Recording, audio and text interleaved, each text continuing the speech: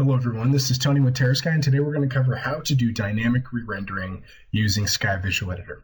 Dynamic re-rendering is something that everybody wants and loves, but it is definitely more of an advanced topic. So if you are not comfortable doing Apex coding, or you're still very brand new to SkyVisualEditor, I would recommend watching some of the other videos that are designed more for beginners and intermediate users before you dive into this advanced topic.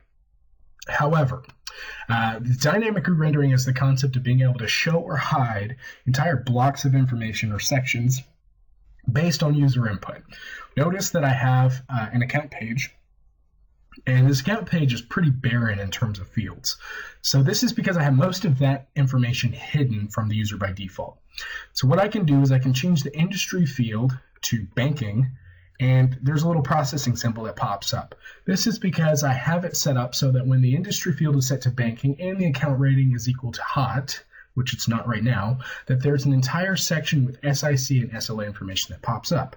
So if I change the account rating to hot, we now have an entire SLA and SIC information that now have shown themselves on the bottom. Now, I'm even going to take it one step further and include a re-render within a re-render. So we then have the active field. When this is toggled to a yes, I then, as a transportation company, need to know where I'm going to ship the product. So we can go ahead and change this active company to a yes, and we now have all of the billing and shipping information for this particular company, so we can actually send them whatever project or product that they order. Okay, so if I change this to a no again, that information will dynamically go away. So this is just a method of being able to show the information that's relevant at the time based on the user inputs. You don't have information that's unnecessary on the page and just cluttering things. Now, if you do not set your logic up properly, I do need to point out that I don't have my logic set up properly. For this video, I don't necessarily care if I do, but if you don't, as an example, if I change the account rating to warm again, the SLA and the SIC information go away, but the billing and shipping information are still here because the account rating, the active status is still yes, and I can't change that because the field is hidden. Okay, so make sure that you have your actual logic set up correctly, otherwise you can run into odd situations like that in your Apex. So I'll go ahead and change that just to show you that. Now let's go ahead and actually use this information so that we can kind of explain how this final product actually came about. I've already deployed the page that I created with SkyVisualEditor, which is this page, into Salesforce, obviously, since I'm using it. But I now need to create the Apex extension, the Apex extender for that particular Visualforce controller for that page. So the way we do this, we go to the setup screen, and then you can go on the left-hand side to develop Apex classes, create a new Apex class. This is going to extend whatever Visualforce controller you have for that particular page. Okay, so we're going to walk through a couple of important tags in here, and then we'll move back into SkyVisualEditor. First thing, the T_Nelson_myExtender. This is the name of the Apex extension class that we're creating right now.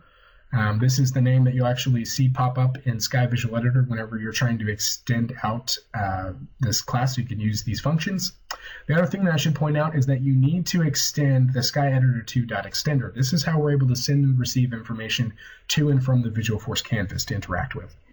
Now, this next part is really, really important. Okay, so if you miss this, nothing's going to work for you. This next part is called T_Nelson_VF ReRender.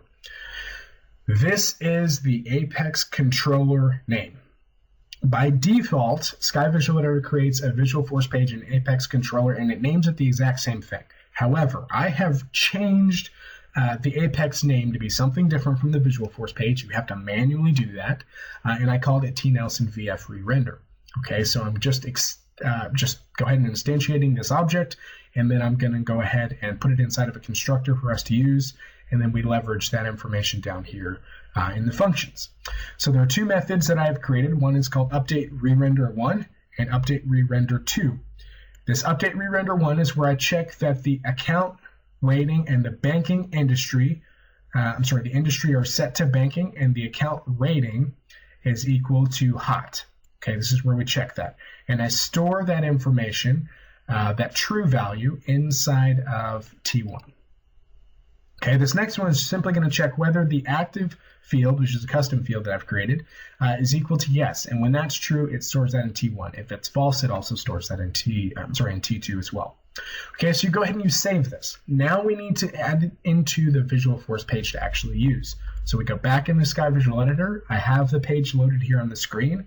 On the right-hand side, you go to the Page tab, and I should point this out. The Visualforce page is called tNelson_rerender_example.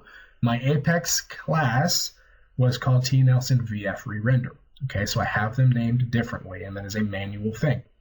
Now, I actually need to include the extended Apex class. There's a section called Extended Apex Class. You click Settings. It shows you all the Apex classes that are inside of your organization. You find the one that actually extends this particular page, tNelson My Extender, and click OK.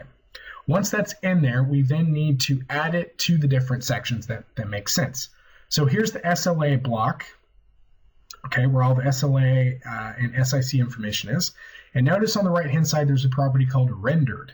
This property is hidden by default. So if it doesn't exist in your designer, contact someone at TerraSky and ask them to enable the rendered property, and it will show up. So this is something we hide by default because most of our users won't ever pick it up, and it's really kind of a complicated concept if you're not comfortable with Apex coding.